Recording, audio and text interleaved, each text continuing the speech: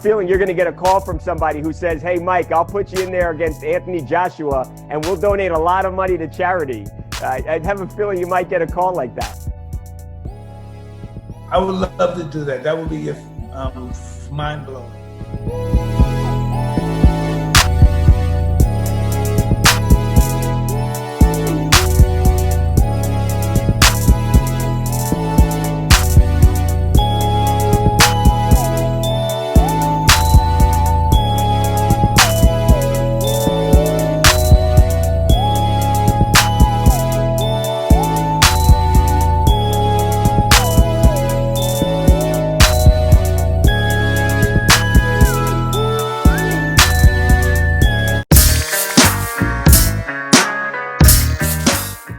This guy continues to make excuses. Now he's blaming a sex pill for his test coming up positive. According to the article on BoxingScene.com, the enhancer he tested positive for was found in a sex pill he was taking. Miller says he has documents from the lab that he will give to the Nevada State Athletic Commission. He will prove everybody wrong that accused him from being a cheat. So my question is, why did Jarrell Baby Miller wait so long to come out with this information? Why is he coming out with it now? All of a sudden, he's just an innocent guy. He's just an innocent guy that people are banging on. Poor Jarrell Baby Miller. And then last year's test, when he tested positive for EPO and HGH, he said that was due from a stem cell shot that he was taking for an elbow injury.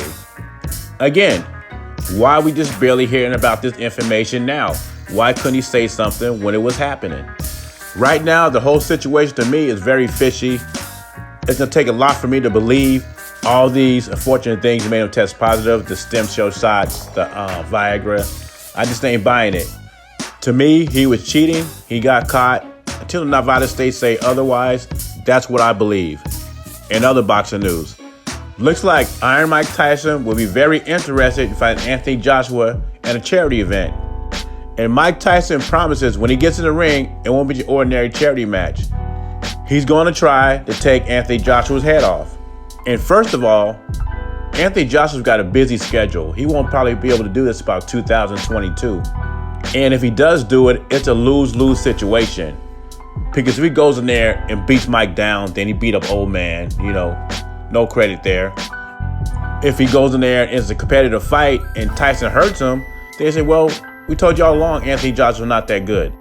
So if I'm AJ, I'm donating money to the cause and let Mike fight the other old legends and leave him alone. Now, if Tyson does not stay in his lane and wants to contend for the heavyweight titles, then you have to do what you got to do. Other than that, Joshua got bigger fish to fry instead of worrying about fighting a 50-year-old man. Frank Warren, who co-promotes Tyson Fury, said there's no way this fight will take place behind closed doors. Warren says this fight needs a live gate. If this fight does not have a live gate, this fight does not happen. Bob Arum had a date December 19th, and that fight was supposed to happen in Las Vegas at the new Raiders Stadium where they could hold 12 to 20,000 people safely with the guidelines in place. Last gate did $16 million. Trilogy is not going to do that with the pandemic and everything going on. I also think people are not interested in the trilogy like they were interested in the second fight. And Tyson Fury wants to get this trilogy out the way so he can have those two mega fights with Anthony Joshua in 2021. Frank Warren and his team are trying to figure things out, different scenarios they can do. But they might have to bite the bullet on this one and do one behind closed doors. But then again, in December, maybe things will change. Maybe things will get better. I mean, back in March, we wasn't supposed to have any NBA, no NHL, no Major League Baseball. And we're having all these sports because things got better. So maybe in December, we will be able to have the fight in Las Vegas. But from where I'm standing, they might have to bite the bullet, have the Deontay Wilder fight behind closed doors, or push it back. We already know Anthony Joshua is going to have his fight behind closed doors. Now, if the trilogy's pushed back to February or March, Anthony Joshua may have time to fight Usyk. The original thought from Eddie Hearn was that Anthony Joshua would step aside and come back and get the WBO belt later. But if this fight's pushed back, he may not have to. Anyway, those are my thoughts. Leave your thoughts and comments below.